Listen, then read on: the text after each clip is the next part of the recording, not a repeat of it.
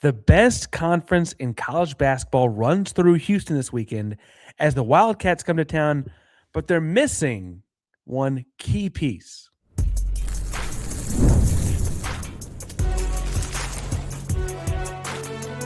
You are Locked On College Crossover, part of the Locked On Podcast Network.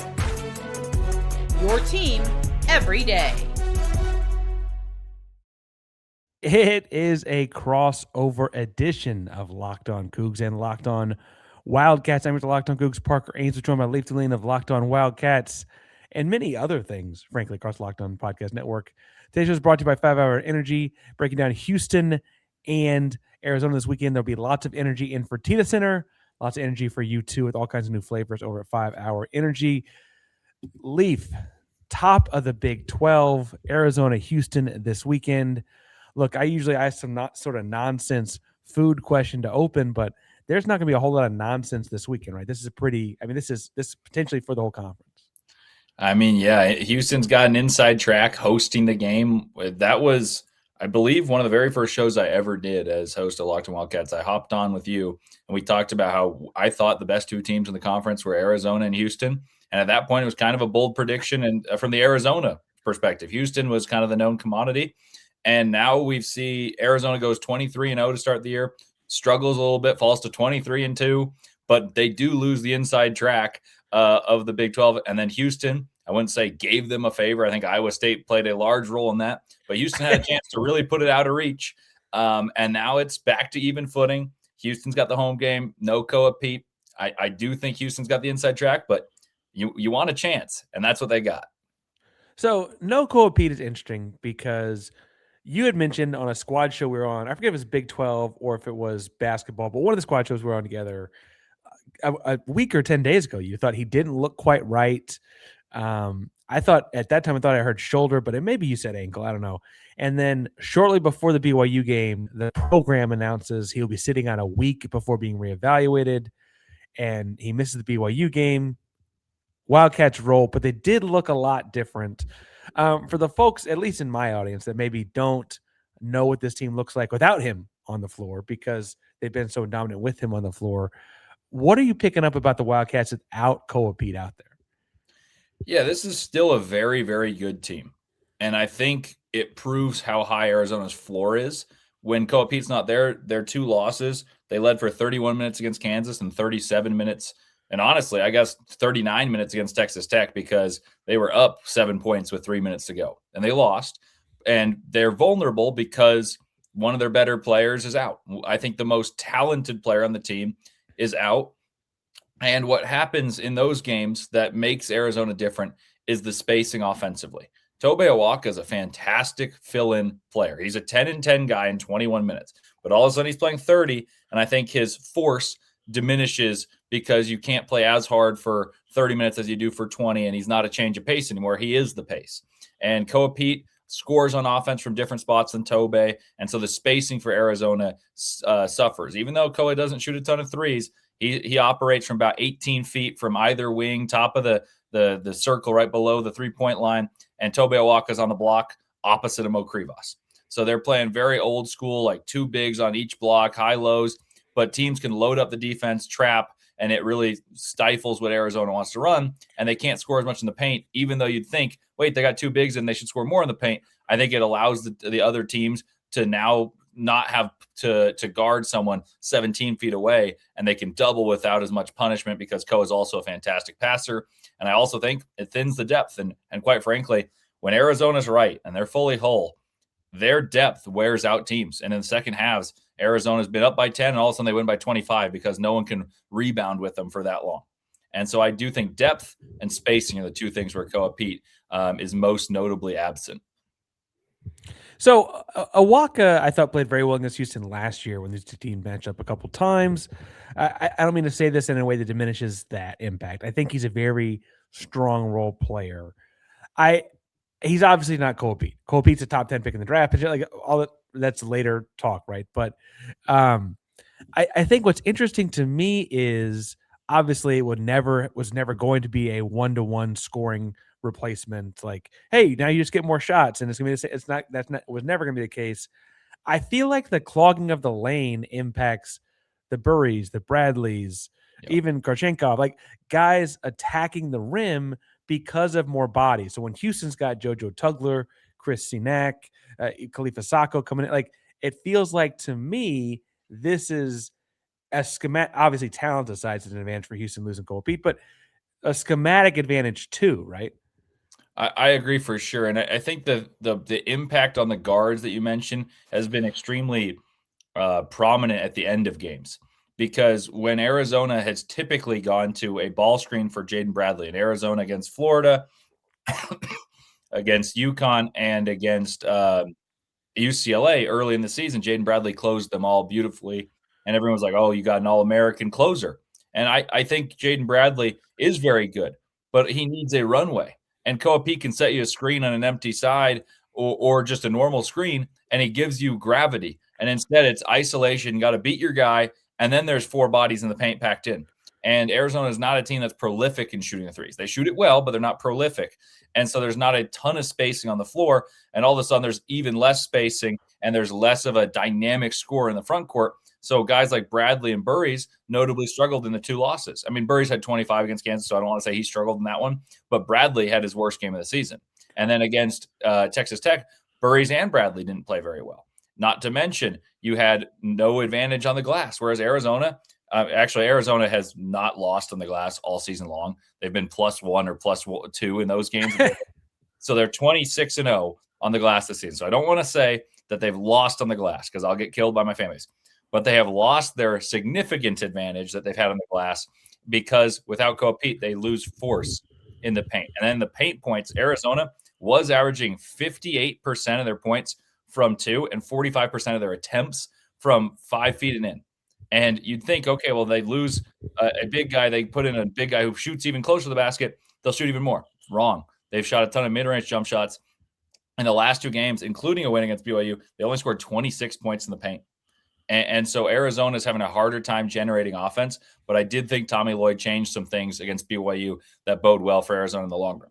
I don't know if it works against Houston, but I do think it works well in the long run. Yeah, because I think everyone thinks about where you put your offensive guys without necessarily thinking about the defensive guys are going to be there too, right? Like no one's just going to leave a walk open on the block and put Sinak out at 20 feet. I wonder, and I want to ask because I know you follow the entire sport. This is obviously this is a game between 2 of the top teams. You've seen Houston a handful of times, and other roles you do, and that kind of stuff too. I look at Houston as a particularly tough matchup for what Arizona's trying to do without Koa Peat because of their front court. Now they don't have depth. They could really only run about 3 true bigs in the game: Tugler, Sinak, and Sacco. But those guys are athletic enough to, I think, especially with Sinak's shooting, stretch the floor on one end, pull a walk out in space a little bit, and also still be big enough and physical enough. I mean, no one's 7'2" like Mokrivas, but be physical enough to compete with the rebounding if they, it's a 1 rebounding difference or whatever on the other end too. I think this is a particularly challenging matchup for that. Am I a homer? Is that how you dissect it too after watching them much more closely than I? Yeah, I think with Koa Peat, it looks a little different in the sense that all of a sudden Sinak or Tugler are still very good defenders, but they are stretched. In this case, they're able to load up in the paint. And that double stuff that, I mean, you know very well, your fans know, but for the Arizona fans who haven't watched too much Houston's known for doubling the post. They're known for traps. They're all the way at half court, but also in the post. So all of a sudden, these doubles that Mo Krivas has seen and a guard's double, and he just looks over. It looks a whole lot different when Sinak and Tugler are coming on a monster trap with 2 bigs. And I think a lot of what Arizona has done poorly at times in initially adjusting to life without Koa Peat against Texas Tech, who's smaller, they tried to go one-on-one and say, okay, we're going to score. Then a double comes, and Krivas and Awaka aren't used to being double teamed. They're getting better at that, but it's a whole different beast when guys like Tugler with a 7'6" wingspan are the guy flying in on the double. So I do think Arizona improved against BYU, who tried doubling every touch. And I think that was a very good runway game where Arizona learned hey, we can win another way that we're not used to, and shooting a couple more threes and doubling, running some off-ball stuff. But Houston's got some tenacity and ability to not change from their scheme that BYU had to do to adjust to Arizona. And Arizona I don't think it generates those easy threes. Arizona can make threes. They don't shoot a lot of them. I think they'll have to shoot a lot against Houston. And I don't know if that's necessarily a recipe for success because guys like Kharchenkov have shot 28% on the season. I love Kharchenkov. He hit 2 big ones and scored 18 points. I don't see him scoring 18 points against Houston. Well, and I want to talk about the backcourts actually because you're mentioning guys we haven't even gotten to Dell'Orso or the stars being Burries and Bradley, guys that will have to make an impact to win this game for Arizona if they're going to because Koa Peat's not there. And what's ironic actually is I kind of think had Koa Peat been there, the backcourt was going to be Houston's advantage. And we're going to talk about that in just 1 second. But first, today's show, we're talking about all the energy on defense. We're bringing you this show from 5 Hour Energy. Welcome to the 5 Hour Energy Flavor Draft. Look at every aspect of the draft to let you know which tasty flavors are the best and which just might be sleepers. Draft board set. The flavors are ready, and one's going to take the top spot. Now, listen, 5 Hour Energy has a wide variety of flavors. Something is out there for everyone. Every draft position is available. Personally, my number one overall pick is going to be the strawberry banana, little tropical delight with strawberry, sweet, soft, mellow banana come in at the finish. Leif, I don't know what your personal favorite is, but I tend to lean into more of the berry kinds of flavors. You got a 5 Hour Energy favorite? I've been saying Barry all week, so that you're reading my mind right there. Barry's my strong contender, and if we're a college basketball show, I better tell you my Cinderella. I'm a sweet tooth. Cotton candy's a sneaky one for me. Pay attention to those Cinderellas come March Madness. Now, listen, find your new favorite flavor, 5 Hour Energy shots available online at 5hourenergy.com or on Amazon. Today's show is also brought to you by our buddies over at FanDuel. If you've ever wanted to experience the NBA Finals live and in person, FanDuel is giving you the chance to turn that dream into a reality with their NBA sweepstakes. Here's how it works. Use your profit boost on any NBA future, and you'll automatically be entered for a shot to win a trip to the NBA Finals for 2. That's right. Flights, tickets, the entire experience for 2 people. If you've already been looking at like who you think can make a deep run, putting some money in the future, getting in on the action down the stretch, this is the perfect opportunity to do it because you might not just be winning on FanDuel, but you'll be winning a trip to the finals. Visit FanDuel.com to get started. Use your profit boost on an NBA future and get entered for your chance to win a trip to the NBA Finals. Play your game with FanDuel, official sports betting partner of the NBA.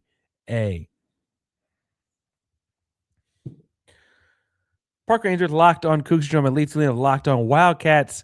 Now listen, the talk has been all week that Koa Peat is not going to play.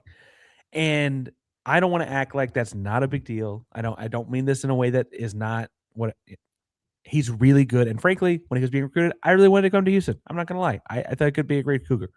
I still think he'd be a great Cougar for what it's worth.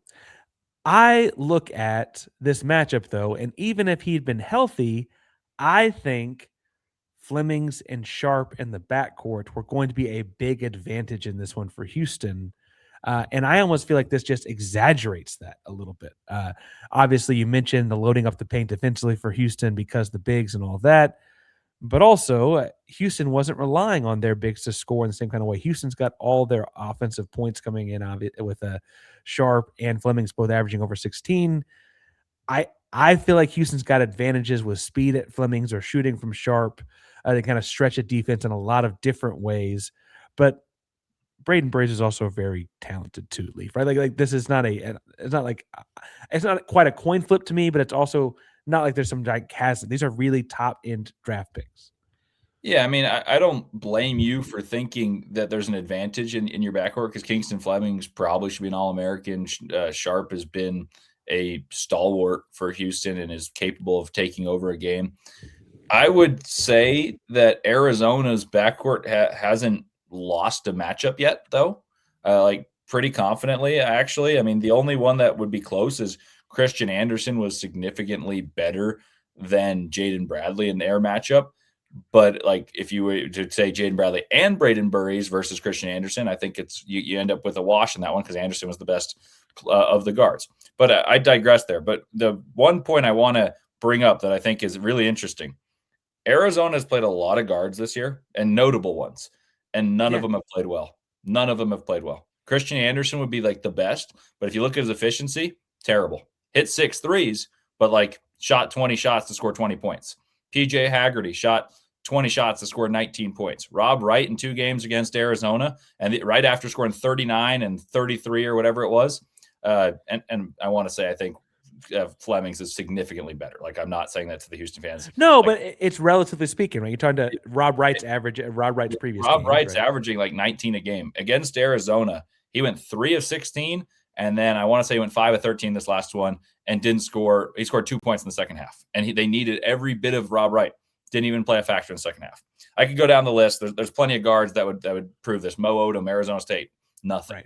Right. So you go through all this, and I do think that Arizona is uniquely equipped to make offensive juggernauts, and especially heliocentric ones, struggle. Emanuel Kharchenkov, in my opinion, this may be a hot take, and you guys have great defenders. I don't mean this as a slight. I think he's the best defender on the perimeter in the Big 12. I think he'll guard some Kingston Flemings. I think you'll see Jaden Bradley, who's a very well-known commodity defensively, guard Kingston Flemings. And the head of the Snakes, Kingston Flemings, I don't think he's played a defense as good as Arizona's defense in terms of stopping stars.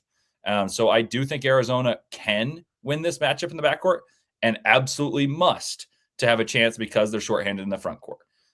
Kingston Flemings is awesome. I think Sharp is a big-time factor in this game. If I'm Arizona, I'm basically daring Kingston Flemings to score on my best defenders and shoot those mid-range pull-ups because he's great at them, and he may well beat you, but I'd rather lose that way than let guys like Sharp and Uzan hit open threes. And I'm playing to kind of take away those and make one individual beat you. They did it against BYU, and AJ DeMonsa against every other Big 12 school. He's unbelievable. Against Arizona, his shooting percentage is woeful. So I think they've adopted this of like, hey, we're going to funnel you into the bigs. Mo Krivos is a mountain inside, and so layups are kind of not a thing. And we run you off the three-point line other than like deep shots, and you have to hit mid-range. Kingston Flemings is great at that. He is absolutely sensational at the mid-range jump shot, especially if he gets to his right. But I'm willing to live with that if I'm Arizona. You may lose. I think Houston deserves to be favored, frankly. But that's my strategy, and that's the way Arizona, I think, can compete, is if Brayden Burries and Jaden Bradley score efficiently, and they say, you know what, we're going to take away Sharp and Uzan and make Flemings be a 30-point game. Well, and he's had 30 points. It's interesting because, like, I was almost wondering if you were going to say you're going to force it to Milos, and I was bluntly kind of prepared to and Milos kind of did that a year ago, and you had Cryer and Sharp out there. I think what's fascinating about this one will be, it's going to be a close game. I think at FanDuel right now it's a 4.5-point spread at the time of recording. I would not be surprised to see that drop. I think this is a 2-possession game. I thought Houston would get more. The more the people, no Koa Peat, no Aristote. I thought it would be larger than 4.5 actually. Well, and admittedly, it could grow by the time tip off happens too. I think this is a 2-possession game, so we're talking about splitting hairs. And frankly, if Koa were there, it'd be even closer to me. Obviously, I want to ask you another question about the guards though before we get too far off this, because a very Samson thing to do has been, look, I'm going to take away your best option against Texas Tech. Like, I'm not going to take away JT Toppin, but Christian Anderson's going to get 9. Right, like against BYU, I was like, "Hey, Richie Saunders ain't scoring today." Right, like he takes away something. With no Koa Peat, that list of some things gets shorter. Is it gonna be? I mean, would you anticipate? Is it going to be taking away Bradley, Burries? What kind of a thing do you think Samson? What if you're Arizona? What do you not want to be successful? What are you not looking forward to Samson potentially trying to take away there? It's clear cut for me. It's Burries. Burries is the best scorer on the team when entirely healthy. Burries is the most dynamic player on the team, and he can score in all 3 areas of the court, and that's the only player on the team that can do so. So to me, knowing what Kelvin Sampson does as a college basketball junkie, and I'll enlighten my Arizona fans, and your Cougs fans know this very, very well. He's going to blitz every ball screen, and he doesn't call it blitzing, but just generally he's going to blitz and trap the ball screen, get the ball out of your hands, and pressure your guards.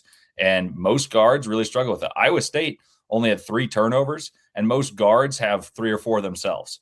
And I think he's going to ask Brayden Burries to see if he can facilitate out of those and see if other players can knock down shots. And as an Arizona fan, I dread that. I'm very confident that will be the person Kelvin takes away. The key for Arizona, if that is the matchup, is Anthony Dell'Orso better shoot the cover off the ball.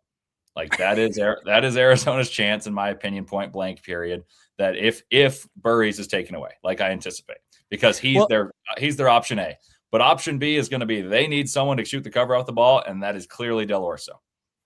And peek behind the kimono here. I was texting Leif in the morning of, I guess it's the morning of the BYU game, because I was like, hey, I heard your show with Jake. I thought I would start Dell'Orso. You think they're going to start Awaka, like for the spacing perspective, just A, for the spacing, but also B, like you're saying, like it gets a shooter on the floor. Like you need some space and to get some pressure off of the other guys. Dell'Orso can really shoot the ball from deep.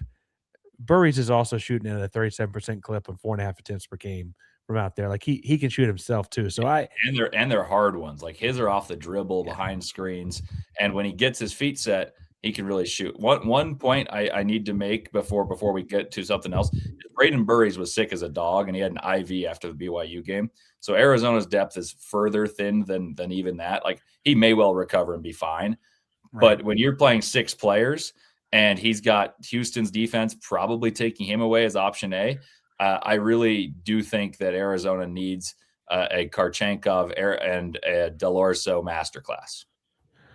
We're going to get into all these names from a different continent and other things in just 1 second as we continue to look at the depth in this one, because with no Koa Peat, that thing shifts a whole heck of a lot. But first,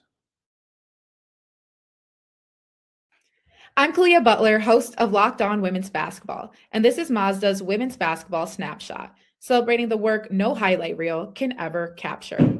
Dawn Staley and South Carolina remain on top of the SEC standings after handing Tennessee their worst defeat in program history with a final score of 93-40.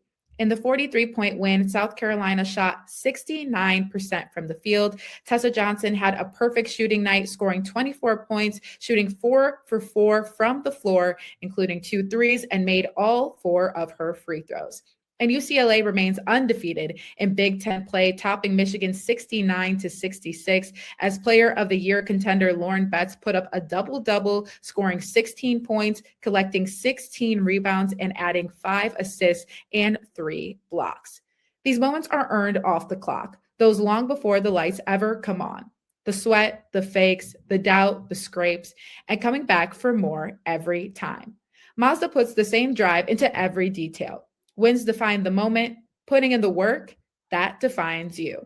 There's more to a Mazda because there's more to you. Parker Ainsworth, Leif Thulin here, Locked On Cougs, Locked On Wildcats, and we're breaking down this game. Now, we went into that break talking about Dell'Orso and Kharchenkov and the depth at Arizona, but I don't mean to give the game away here. You keep saying the same 2 names over and over again as depth pieces.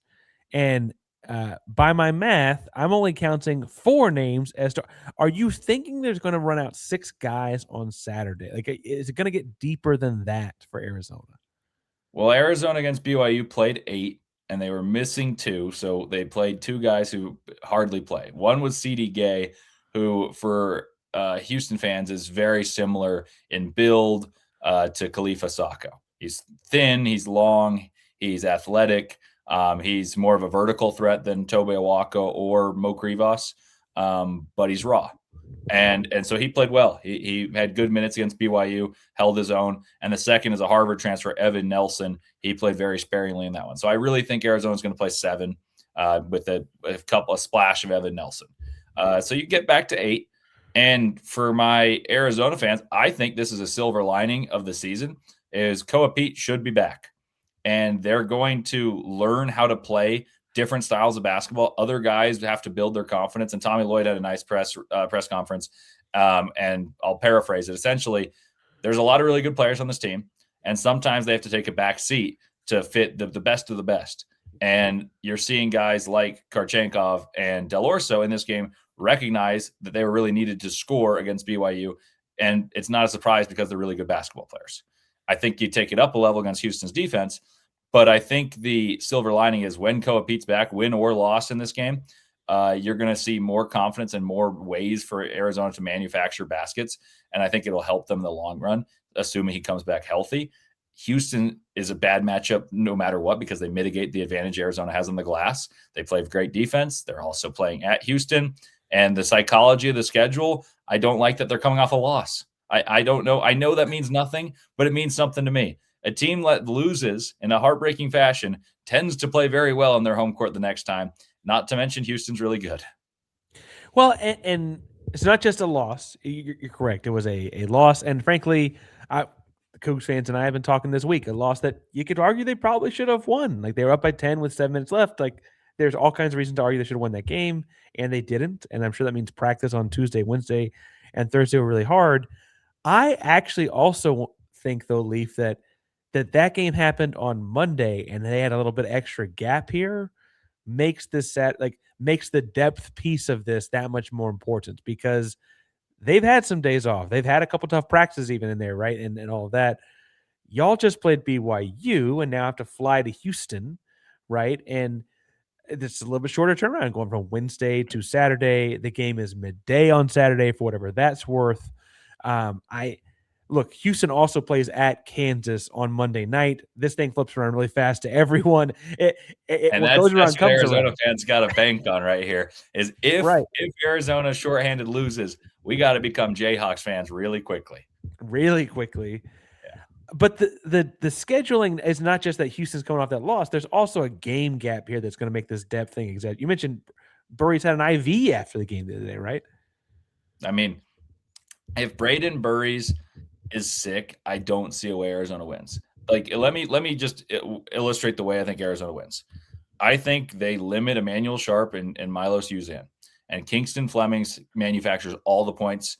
And when I say all the points, I'm saying not all, but he is the scorer and the facilitator to create everything. Like he scores or assists on all their points for the vast majority of it. And Brayden Burries duels him pretty equally. And Arizona gets extra three-point shooting from a guy like Dell'Orso. Burries is absolutely integral to Arizona's chances to win this game. If he's not right, I don't see a way Arizona wins. And I will say this, it could still be close, but winning and being close are totally different. And winning against Houston, whether it's home, neutral floor, but especially on the road, you need to be so whole, connected, and have this game plan to a T. And if your option A isn't feeling well, I do think it's too tough of sledding for Arizona. Like they'd have to dominate the glass by such an inordinate number, and that just doesn't happen against Houston. Dell'Orso had 22 against BYU, if my sheet in front of me is correct. And Kharchenkov had it was 18. Is that 18? What do you think those two guys combined for against Houston, given what you know with the defense and given their roles increasing with Koa Peat out? I'll say 25 because I think they shoot significantly more than you'd expect in this. I think Tommy Lloyd's very keenly aware of like you're probably not going to dominate on the interior in this one, so they're going to shoot more threes. And the guy who's going to shoot the most for Arizona, in my opinion, will likely be Dell'Orso.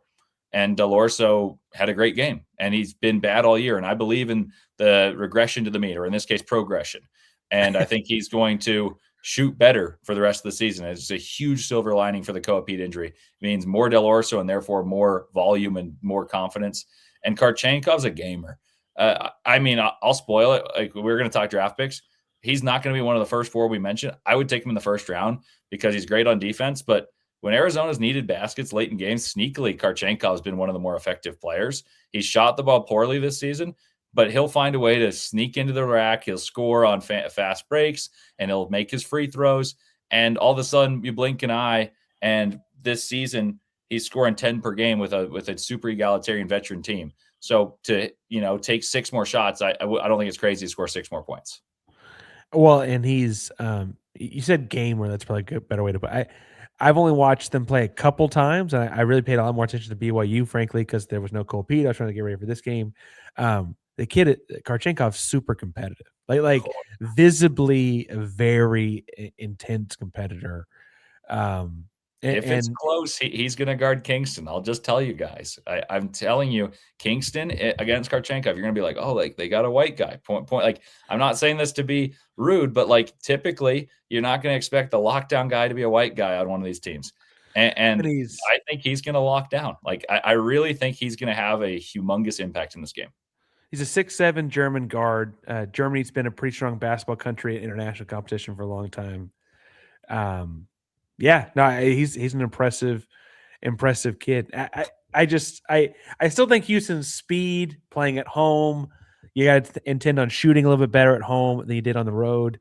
I think they pull this one out. I'm interested to see where the line goes. Leif, Locked On Wildcats, got a lot going on with Koa Peat out, other March Madness things looming. Anything big coming up on this week for the Locked On Wildcats? Well, I got a postcast for this one. And we'll have a fun little 10-minute segment coming up as well, talking about draft picks. There's gonna be awesome stuff there. And I think win or loss, the 1 seed discussion is a really big one for both Arizona and Houston, because I think both should be 1 seeds, especially after UConn lost to Creighton. I'm holding my breath on the 1 seed talk till after the Kansas game, but I agree if Houston can pull out a couple wins the next couple of days, I think it's theirs for the taking. And that South seed runs through the Toyota Center. That could be a really big deal.